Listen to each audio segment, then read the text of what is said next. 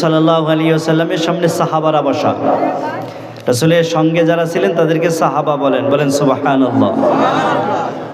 রাসূল সাল্লাল্লাহু আলাইহি ওয়াসাল্লাম বললেন, আল-আন ইয়াত্তালিউ আলাইকুম রাজুলুম মিন আহলিল জান্নাহ। সবাই বলেন সুবহানাল্লাহ। রাসূল বললেন, এখন তোমাদের কাছে এখন জান্নাতি আসবে, তোমাদের মাঝে এখন একজন কে আসবে? বলেন জান্নাতি আসবে। বলেন কে? নবী যাকে জান্নাতি বলছেন সে জাহান্নামে যাবে না জান্নাতে? আহা, যদি আমাদেরকে আল্লাহ রাসূল বলতেন বড় খুশি হইতাম, ঠিক কি না? নবী যদি আমাদেরকে বলতেন এই মানুষটা জান্নাতি, দিল ভরে যাইতো কি না?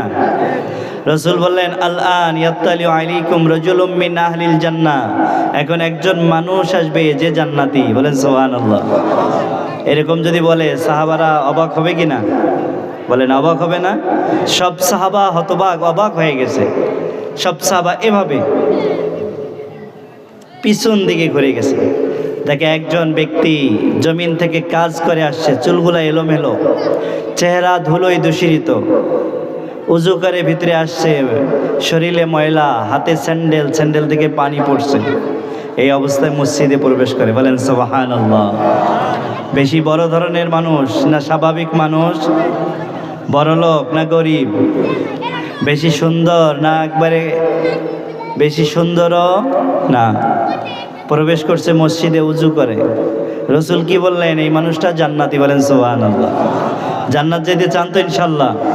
লিল্লাহি তাকবীর। কারা কারা জান্নাত যেতে চান একটা হাত তোলেন।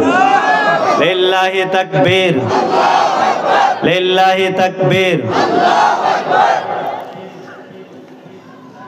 তো রাসূল বললেন, দেখো এই সাহাবা আমার জান্নাতি, এই সাহাবা আমার। সাহাবারা হতবাক হয়ে গেলেন, কেন জান্নাতি বললেন? বাস মজমা শেষ। দ্বিতীয় দিন আবার রাসূল সাল্লাল্লাহু আলাইহি ওয়াসাল্লাম সাহাবাদেরকে নিয়ে বসলেন। রাসূল বললেন, সাহাবা, আল-আন ইয়াত্তালিউ আলাইকুম রাজুলুম মিন আহলিল জান্নাহ।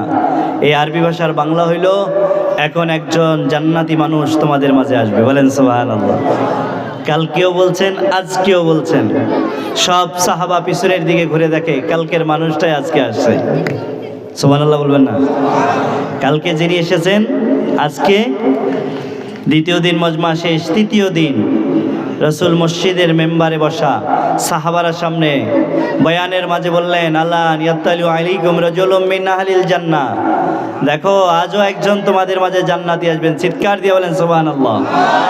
সাহাবারা ফিরে দেখলেন ওই আগের 2 দিনের যে মানুষটা, গরিব ঘরের মানুষটা, জমিনে কাজ করে মানুষটা, দুনিয়াতে সম্মান কেউ দেয় না ওই মানুষটা, দুনিয়াতে কেউ ইজ্জত দেয় না এই মানুষটা আজও মসজিদে আসছে। একই মানুষ কয়দিন? রাসূল কি বললেন? জান্নাতি।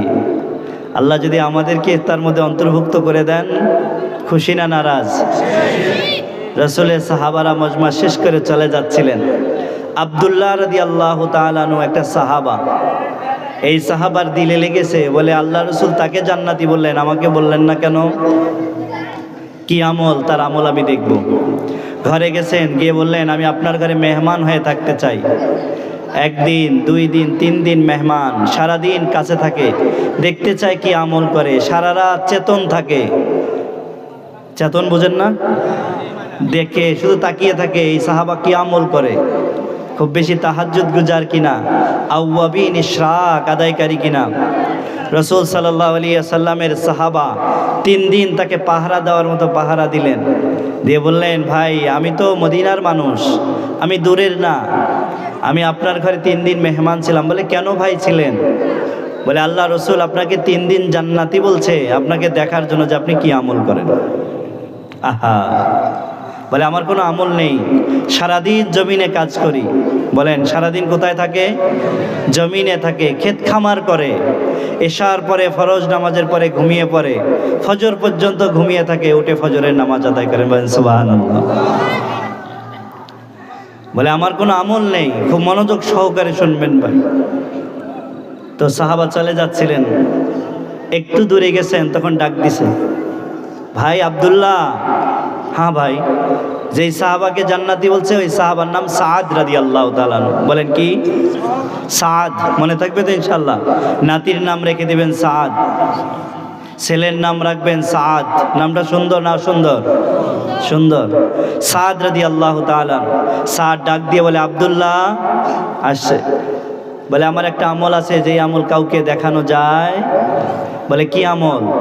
বলে, যখন আমি এশার পরে ঘুমিয়ে পড়ি তো আমি সবাইকে মাফ করে দিলটাকে পরিষ্কার করে ঘুমিয়ে পড়ি। বলেন সুবহানাল্লাহ।